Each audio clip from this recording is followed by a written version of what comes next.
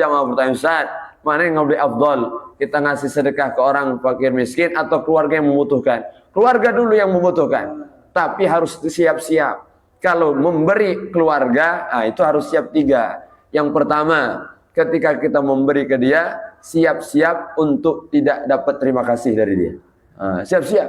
Kalau ngasih orang, biasa, mau kasih, wallah, aku lah dikasih, mau kasih ini, didoakan pula. Kalau ngasih keluarga, senyum lagi dak dengan ngasihlah bagus, ya Allah, senyum lagi dak, lengos masih. Padahal kita niat baik, harus siap-siap kita menguji keimanan kita, menguji keikhlasan kita, tapi yang terbaik tetaplah kepada keluarga. Jadi berikan yang terbaik untuk mereka. Pertama, siap-siap. Kita tidak diberi terima kasih, tidak masalah. Setiap kebaikan kita, jangan kita mengharap orang lain akan berbuat baik juga.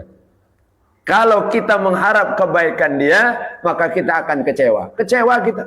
Ngarep, akulah baik Ustaz dengan dia, akulah bantu dia. Ternyata dia tidak bantu kita, kecewa. Kita baik untuk Allah. Jadi saat kita baik karena Allah, Allah akan hadirkan orang-orang baik dalam hidup kita. Tenang, bukan dari orang yang kita baiki, tapi bisa jadi dari orang lain. Ada orang lain tidak kita kenal, kita tidak dekat dengan dia, tapi dia bantu kita, tolong kita, Masya Allah, peduli dengan kita, itu berkat kebaikan kita. Maka saat memberi, benar-benar kita murnikan niat, tuluskan hati, utamakan yang terdekat, maka pilihlah yang terbaik. Maka ketika memberi itu kalau bisa, kerabat. Yang kedua, orang yang baik. Yang soleh itu diutamakan. Yang soleh, kalau ada 2 orang belum makan, Masya Allah, 2 orang yang sangat membutuhkan. Gimana yang paling utama? Yang soleh dulu, yang baik dulu, baru semuanya kita berikan. Naam, secara keistimewaan. Naam, itu bilmal, dengan harta. Beri zakat yang terbaik. Ini zakat kita keluarkan. Masya Allah, urusan zakat, ada zakat badan, zakat fitrah, ada zakat mal, zakat harta. Hitung zakat kita keluarkan. Hasinu amwalakum bizakah. Jaga, bentengi harta kita dengan zakat. Jaga. Jadi harta kita akan terjaga, akan berkah saat kita keluarkan zakatnya. Berkah pasti. Wadawu mardakum bisadaqah, dan obati penyakit kalian dengan sedekah. Kita yang punya sakit, Masya Allah, sedekah, bismillah, niat. Kata Nabi, sembuhkan penyakit kalian. Ini jalur langit. Jadi saat kita temukan ada orang sudah berobat sana sini, minum obat ini dan itu, dokter mahal dan sebagainya, belum sembuh juga. Ternyata sebab kesembuhannya karena sedekah. Sedekah, Masya Allah. Apalagi kita yang jualan ini mudah sekali untuk sedekah. Mudah sekali. Cara sedekah kadang tidak diketahui orang. Kalau kita tidak jualan, kadang sedekah itu harus ngasih duit. Tapi ada orang yang jualan tuh sedekahnya tidak ketahuan. Masya Allah, ngasih harga ke orang, pas harganya sekian, dia potong sekian, itu dia niatkan sedekah. Bisa jadi. Berapa banyak? Ada orang di apotik, ada orang di toko, ada orang yang jualan. Mereka sedekah tanpa orang itu tahu. Tidak tahu. Maka itu kadang jadi sedekah yang luar biasa. Shadaqatus sir tudfi'u ghadab Rabb. Sedekah sembunyi itu bisa memadamkan murka Allah Subhanahu wa ta'ala. Jadi kadang ngasih orang, Masya Allah, yalah, bapak dah kata duit, berapa harganya? 20.500 rupiah umpamanya. 500 nyelok kantong bapak tadi. Minta maaf Pak, 100 zakatnya sudahlah, 100 sudah ikhlas untuk kau lah, ambil. 100, padahal kantong sebelah ada 5.000 memang itu. Kantong sebelah ada katanya 100 sebelahnya ada 5.000, tidak masalah untuk kau, apa ya tidak untuk kau, 500 saja, bismillah. Orang tadi senang, Masya Allah, Alhamdulillah. Jadi luar biasa, dengan harta bisa kita berikan, dengan zakat, dengan sedekah, dengan hadiah, berikan apa yang kita bisa, apa yang kita mampu, sesuai kemampuan kita. Ma la yudrakulu la yutrakulu. Kalau tidak bisa banyak, sedikit jadilah. Kalau tidak bisa semua, sebagian jadilah. Maka kita tidak bisa semuanya, minimal sebagian. Waktu kita, kalau tidak semuanya untuk ibadah, minimal sebagian. Ambil bagian. Maka jangan menunggu waktu sempat. Jangan menunggu waktu luang. Jangan menunggu waktu luang untuk ibadah. Tapi luangkanlah waktu untuk ibadah.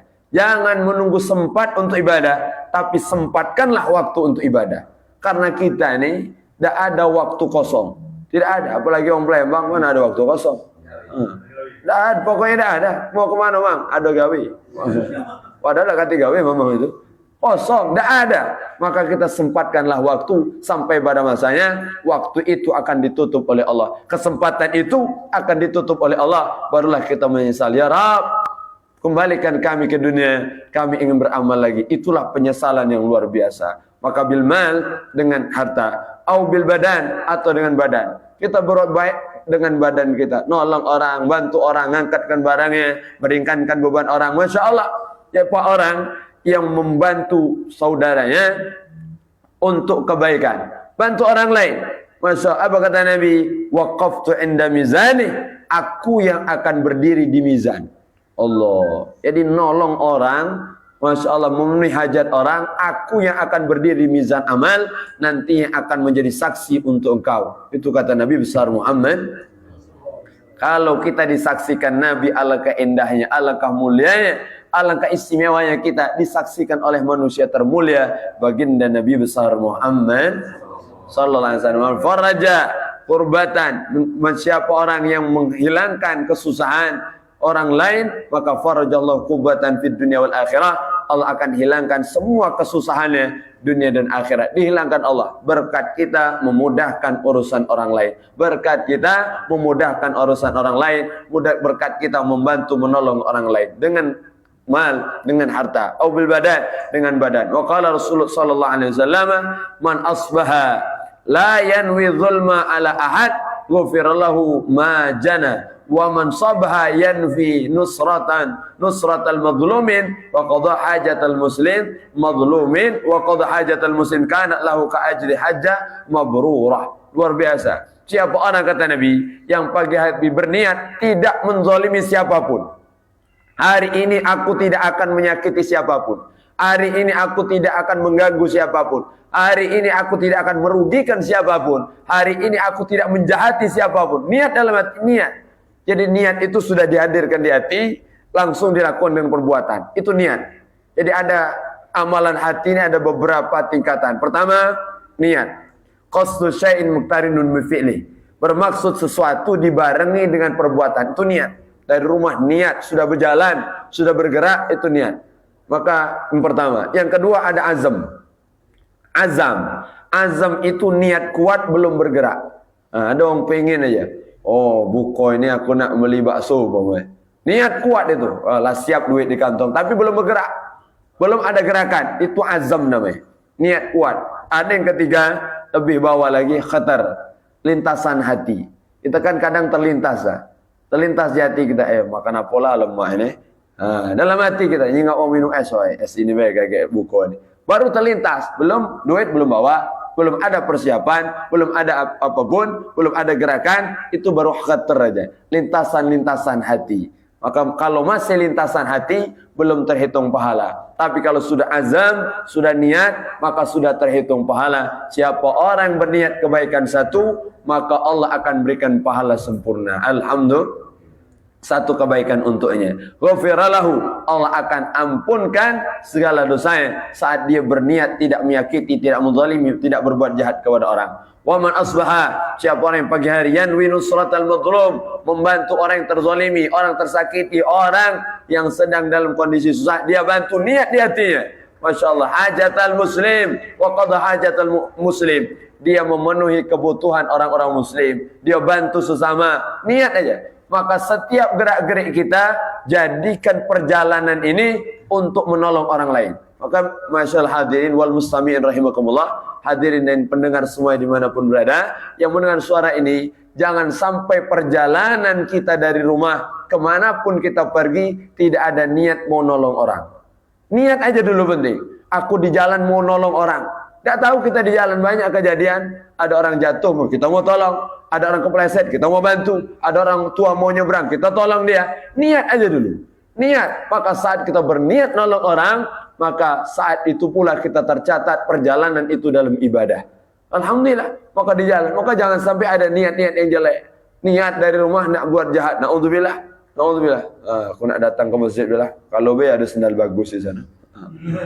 Na'udzubillah. Ada niat jahat itu. Masya Allah. Tapi kadang di tengah jalan berubah niatnya. Jadi niatnya yang baik. Tidak ada yang tahu kita. Maka niat jahat. Sebut Sayyidina Umar bin Khattab. Niat dari rumah. Mau menyakiti, mau membunuh baginda Nabi besar Muhammad. Tapi ternyata Allah rubah niatnya. Allah rubah. Jadi manusia paling mencintai Nabi Muhammad. Yang menolong Nabi Muhammad. Berjuang untuk Nabi Muhammad. Tidak ada yang tahu niat kita. Masya Allah, maka ini soal niat, tidak ada yang tahu di antara kita. Niat, maka penting hadirkan niat yang baik. Setiap gerak-gerik kita niat, ya Allah, aku mau nolong orang, aku mau bantu orang, aku mau memudahkan urusan orang. Niat dalam hati, penting niat aju. Man fataha ala nafsi niat as-salihah, siapa yang membuka dalam dirinya satu niat yang baik, fatahallahu lahu sab'ina baba min abwabi taufik, Allah akan bantu dia, Allah bukakan dia 70 pintu kekuatan, kemudahan baginya. Allah. Jadi saat kita niat baik, Allah tolong dan Allah bantu kita. Tenang aja. Urusan kita Allah yang urus. Urusan kita sekarang bagaimana caranya menolong dan memudahkan orang lain. Kana lahu ka'ajrin hajjah mabrurah. Ini seperti dapat haji mabrur. Masya Allah. Haji mabrur. Bukan main-main. Haji mabrur. Masya Allah. Allah sembunyikan di antara kita siapa yang dapat haji mabrur. Allah sembunyikan siapa yang dapat doa mustajab. Allah sembunyikan siapa yang dapat solat wusta. Allah sembunyikan siapa yang dapat malam Lailatul Qadar. Semua disembunyikan Allah. Solat tidak ada yang tahu. Apa hikmahnya? Agar kita terus berjuang, agar kita terus semangat, agar kita terus mengharap kepada Allah, agar kita tidak merasa bangga, tidak merasa ujub, tidak merasa sombong telah melakukan kebaikan. Itu hikmahnya. Terus kita. Salat wusta ada yang tahu, ada yang katakan salat asar, ada yang katakan salat isya. Salat wusta, salat paling istimewa. Hafizu ala salawati was salatil wusta wa qumu lillahi qanitin. Salat wusta istimewa. Masya Allah. Maka banyak pendapat para ulama. Salah satu yang paling berpendapat adalah waktu asar. Salat asar ini. Masya Allah. Karena Allah jadikan sumpah dalam Al-Quran. Wal asr. Waktu asar. Salat asar. Masya Allah. Jadi luar biasa. Maka Allah sembunyikan. Lailatul Qadar Allah sembunyikan. Tidak ada yang tahu. Kita bisa dapat kemuliaan Lailatul Qadar. Dan kita tidak bisa tahu tandanya. Fisik kita tidak ada yang berubah. Jadi jangan ngarap habis dapat Lailatul Qadar. Katanya saya. Kalau dapat Lailatul Qadar itu mukanya bercahaya. Mana ada? Ustaz, aku dapat ke malam Lailatul Qadar. Aku tandai mukaku memerah. Oh, minta maaf, itu bukan Lailatul Qadar, itu sakit gabak itu. Cepat ke dokter nanti. Masya Allah. Tidak ada tandanya. Kita bisa jadi yang malam hari bangun istighfar minta ampun kepada Allah, mendapat kemuliaan Lailatul Qadar. Tidak hanya didapat Lailatul Qadar itu di masjid. Lailatul Qadar tidak hanya didapat untuk orang yang baca Quran, tapi bisa jadi Allah berikan malam Lailatul Qadar untuk mereka yang menolong memudahkan urusan orang. Ada malam itu dia tidak sempat sholat tahajud, tapi malam itu dia nolong orang tuanya. Ada yang malam itu tidak sempat baca Quran, ternyata malam itu dia memenuhi hajat orang, mengabulkan hajat orang, memudahkan urusan orang. Ini juga orang yang layak dapat kemuliaan Lailatul Qadar. Dapat kemuliaan. Maka bukan hanya di masjid, kita yang bisa di masjid, alhamdulillah. Yang bisa di masjid, cari amalan-amalan lain. Setiap malam makanya kalau bisa jangan lupa sedekah. Sholat yang wajib kita jaga. Sholat isya jamaah, kalau bisa tarawih, witir, dan tutup dengan sholat subuh jamaah. Ini yang pokok. Kemudian saat kita datang ke masjid, jangan lupa sedekah. Karena ada ibadah badan. Dengan badan, sholat, tegak, ruku, sujud, ibadah badan. Masya Allah. Ada ibadah lisan dengan zikir. Bisa dengan zikir. Walaupun kita masih di toko, di perjalanan, karena macet dan sebagainya. Lisan kita terus berzikir. Sampai rumah ladalu zat. Tapi kami habiskan waktu kami untuk zikir. Tuh subhanallah, alhamdulillah, wa la ilaha illallah, Allah akbar, la ilaha illallah, subhanallah, la ilaha illallah, la hawla wal quwwata illa billah. Zikir terus. Masya Allah. Zikir manapun boleh kita baca. Zikir apapun.